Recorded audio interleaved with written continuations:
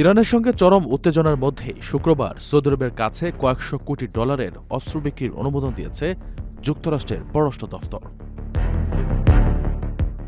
মার্কিন পররাষ্ট্র দফতর জানিয়েছে তারা সৌদি আরবের জন্য ৯০০ কোটি ডলার মূল্যের ৭৩০টি পেট্রিয়ট ক্ষেপণাস্ত্র বিক্রির অনুমোদন দিয়েছে।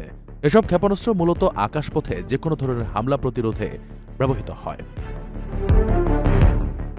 এর আগে ওয়াশিংটনে মার্কিন যুক্তরাষ্ট্রের শীর্ষ কর্মকর্তাদের সাথে একাধিক গুরুত্বপূর্ণ বৈঠক করেন সৌদি আরবের প্রতিরক্ষামন্ত্রী প্রিন্স খালিদ বিন সালমান।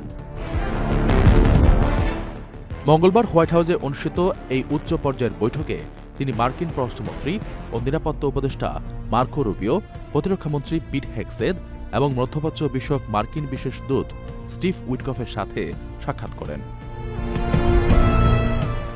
বৈঠকের ছবি সোশ্যাল মিডিয়ায় শেয়ার করে সৌদি প্রতিরক্ষামন্ত্রী জানান, বৈঠকে দুই দেশের কৌশলগত সম্পর্কের বর্তমান অবস্থা পর্যালোচনা এবং সহযোগিতার ক্ষেত্র আরও সম্প্রসারিত করতে বিস্তারিত আলোচনা হয়েছে।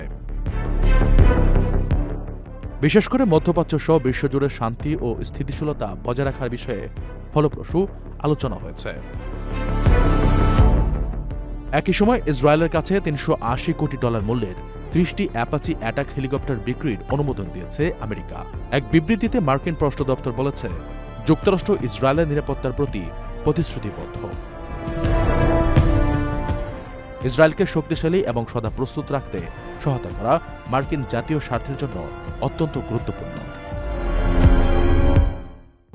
প্রবাসীদের জন্য নির্মাণ হচ্ছে দেশের প্রথম স্মার্ট সিটি, যেখানে থাকছে স্কুল, মসজিদ, হাসপাতাল, সুইমিং পুল, হেলিপ্যাড, পাঠাগার, জিম, সুপারমার্কেট, শিশু পার্ক সহ সকল নাগরিক সুবিধা।